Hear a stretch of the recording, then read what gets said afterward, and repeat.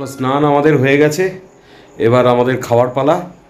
আর আমাদের দুপুরের লাঞ্চ মেনুতে রয়েছে একটা মিক্সড ভেজ, পটল, আলু পটল, ঝুরি আলু ভাজা। এটা কি ভাজা দিয়েছে জানি না, বুঝতে পারছি না। এটাও একটা ওই ভাজা। আমার জন্য এসছে মাছ। আচ্ছা, অনিলের তো ভেজ পনির। চলো এখন ডাল আছে, দই আছে, ডাল আছে তো, ডাল দই পাঁপড় এতে ঠিক আছে। আমরা এখন লাঞ্চটা করে নিই। লাঞ্চ করে নিয়ে আমাদের এখান থেকে আর দুটো জায়গা যাওয়ার আছে আপাতত। আজকে আমরা করব সীতাকুণ্ড ওয়াটারফল আর হচ্ছে লুলুং সানসেট পয়েন্ট। এই দুটো পয়েন্ট আমরা যাব। খেয়ে দিয়ে নিই, চলুন তারপর দেখতে থাকুন। এরপরে সঙ্গে চলো, আমরা তাহলে আবার এখন লাঞ্চ করে বেরিয়ে পড়লাম সীতাকুণ্ড ওয়াটারফলের উদ্দেশ্যে।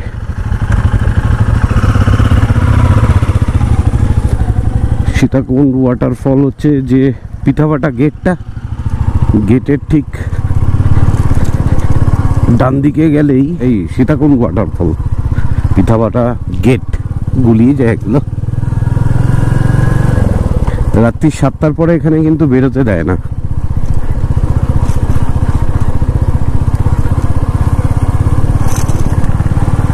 পিঠাভাটা গেট, এখান থেকে আমরা যাব সীতাকুণ্ড ওয়াটারফল। সীতাকুণ্ড ওয়াটারফল হচ্ছে যতদূর বললো রাইট সাইড, পিঠাভাটা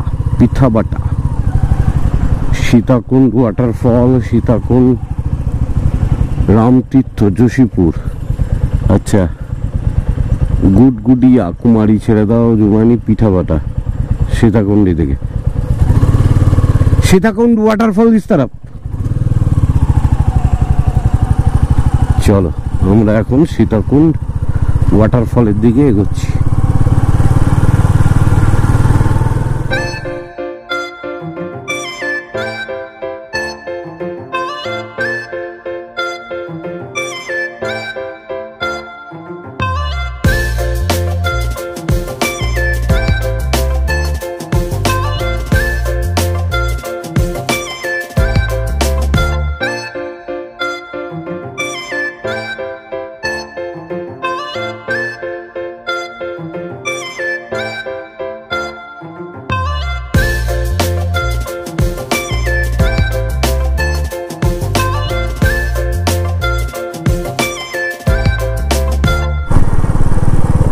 এই আমরা পৌঁছে গেলাম Sitakunda waterfall.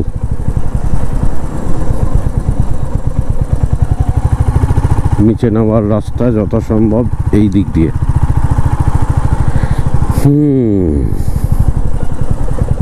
Sitakunda waterfall.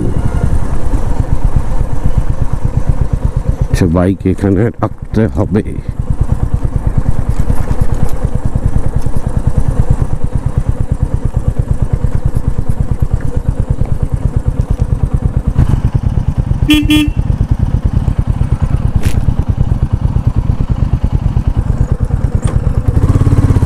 Bike তো ভেতরে যাবে বলছে, চলো দেখি বাইক নিয়েই ঢুকে পড়ি। বাবা, এত সুন্দর গ্রিনারির মাঝখান থেকে অফরোডিং করে সীতাকুণ্ড ওয়াটারফল যাওয়ার মজাটাই তো আলাদা।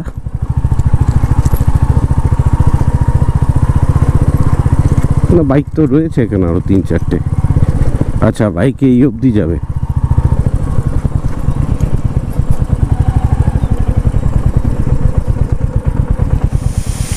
ওই ঠিক ওই দূর থেকে হাঁটতে হাঁটতে এলাম, এসে এই বড় বড় সব বোল্ডার পড়ে রয়েছে, পাথর, তার মাঝখান দিয়ে এই হচ্ছে সীতাকুণ্ড ওয়াটারফল।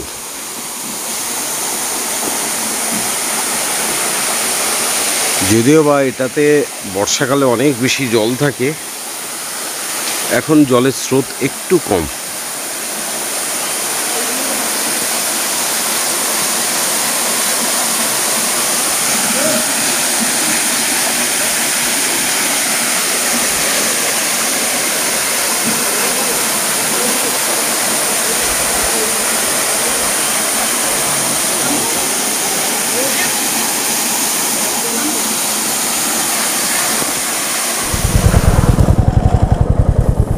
এইবার আমরা বেরিয়ে পড়লাম লুলুংয়ের উদ্দেশ্যে।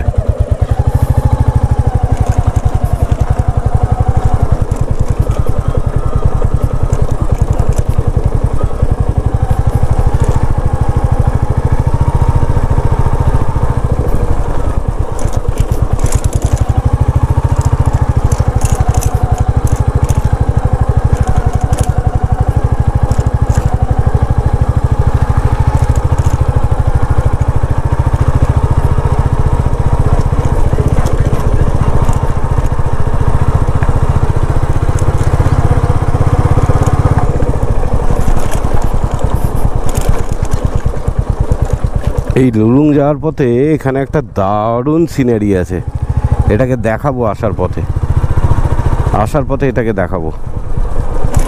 আগে তো যাই এখান দিয়ে। আচ্ছা, এখানে কি কি লেখা রয়েছে? এখানে লেখা রয়েছে হচ্ছে লুলুং 3 কিলোমিটার বাদিকে, জারান্ডা 39 কিলোমিটার সোজা, বাহেরা পানি 44 কিলোমিটার সোজা, চাহালা 65 কিলোমিটার। ওকে, শিমলিপাল সাফারি লুলুং এদিকে, ঝরান্ডা 39 কিলোমিটার।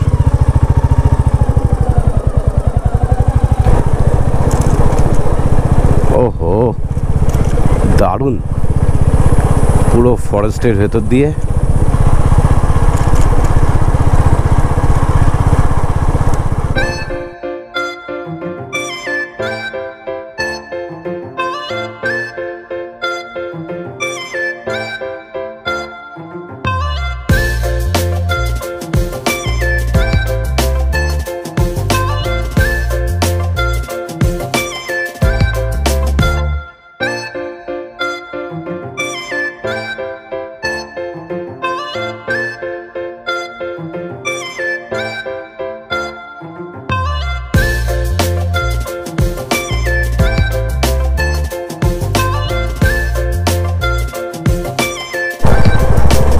দারুণ অ্যাডভেঞ্চারাস, কিন্তু এত সুন্দর ফরেস্টের মধ্যে দিয়ে বাইক চালিয়ে, সামনে পাহাড়, এই দেখো 3টে কি সুন্দর বাটারফ্লাই।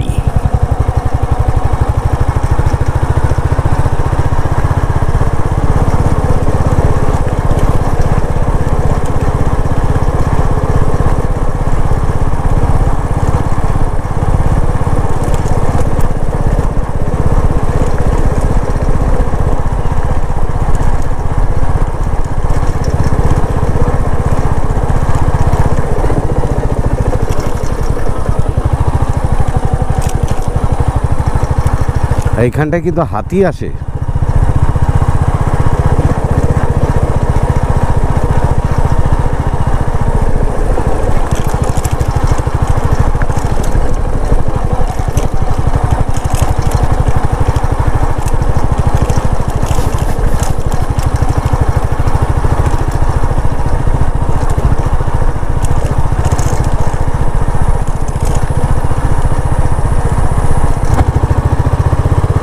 লুলুং পিকনিক স্পট পৌঁছে গেছি।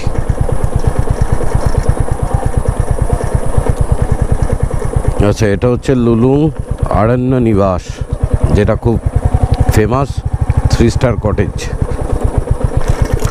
এটা হচ্ছে পিকনিক স্পট, মানে ভিউ পয়েন্ট যাকে বলা যায়।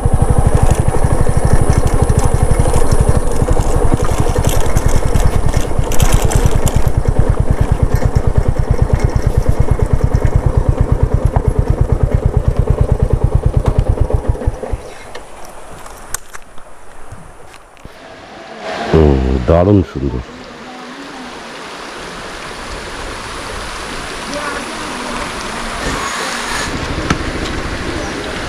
ইয়া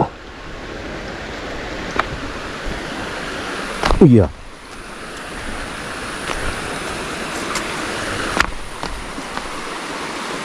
বাহ,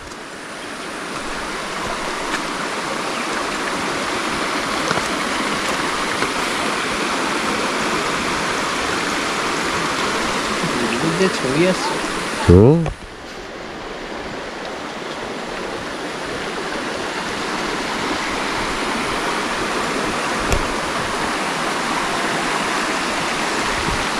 ওইখানে মেঘ হয়ে আছে পুরো একদম।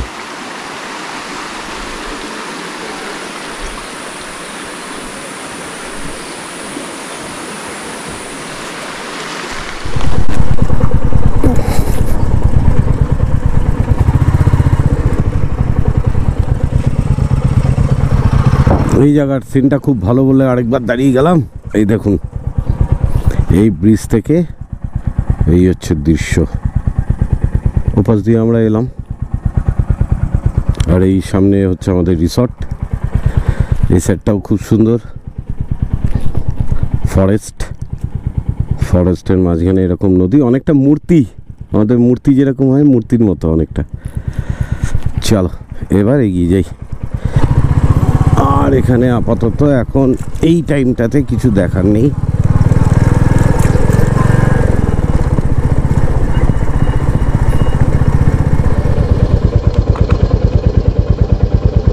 চলো, আমাদের একদিনের ঝটিকা সফর শেষ, ব্যাক টু কলকাতা। ভালোই লাগলো একটা দিন। টাটা। শিঙ্গিপাল বেরোবার জন্য প্রস্তুত। জয় শ্রীরাম, জয় বজরংবলী।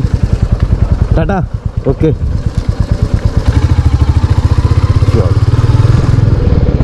টাটা। বেরিয়ে গেলাম। আর ওয়েদারটাও খুব ভালো আছে আজকে। একটুখানি ম্যাপটা সেট করে নিই, আমার এখান থেকে বাড়ি কত দূর দেখাচ্ছে একবার দেখে নিই।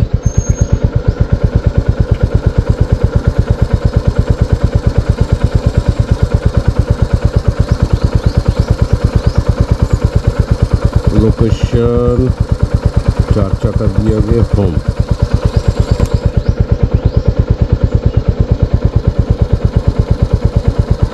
এখানে নেটওয়ার্কের একটু ইস্যু আছে, সামনে গেলে হয়তো ঠিক।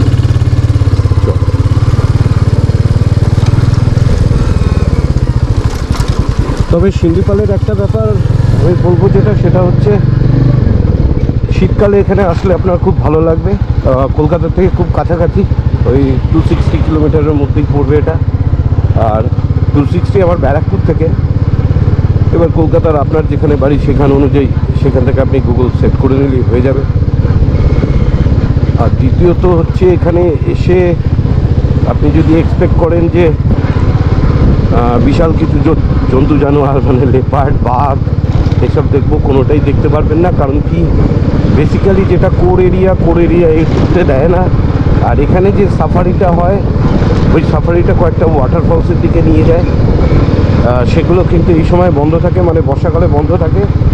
সেপ্টেম্বরের পর থেকে আবার এনারা সেটাকে ওপেন করে। সুতরাং এই টাইমটায় যদি আসেন তাহলে খালি আপনি দুদিনের জন্য রিল্যাক্স করার জন্য আসতে পারেন, আদারওয়াইজ কোনো সাফারি কিন্তু এই টাইমে হয় না। এই হলো ব্যাপার। এই গেট ক্রস করে বেরোচ্ছি।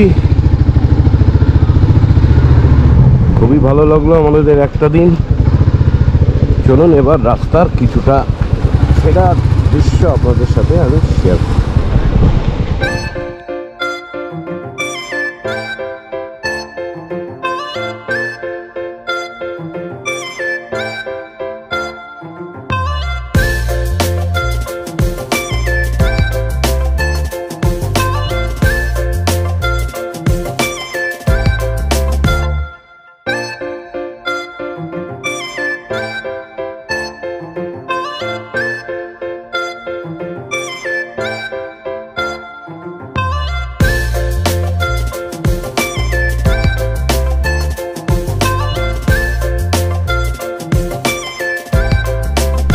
চলো, আমাদের বাড়ির পথে খাবার দাবার হয়ে গিয়ে আমরা এখন ব্যাক করছি। এখান থেকে আর দেখাচ্ছে 196 কিলোমিটার। আমরা পৌঁছাবো 7টা নাগাদ, 3 ঘন্টা 33 মিনিট। দেখা যাক কটায় পৌঁছাই। চলো অনিল, আমি এগোই।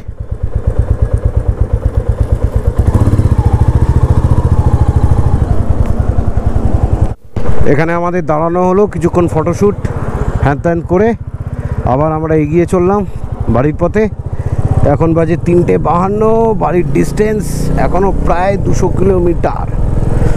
দেখে নিচ্ছি, কম 184। 7টা 12-এ পৌঁছাবো, ঠিকই আছে, নো প্রবলেম। এই ফরেস্টে আমি যতবারই যাই খুব ভালো লাগে।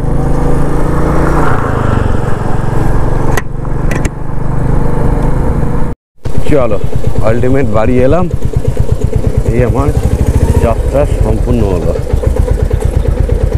এখন বাজলো ঘড়িতে 7:38। চলো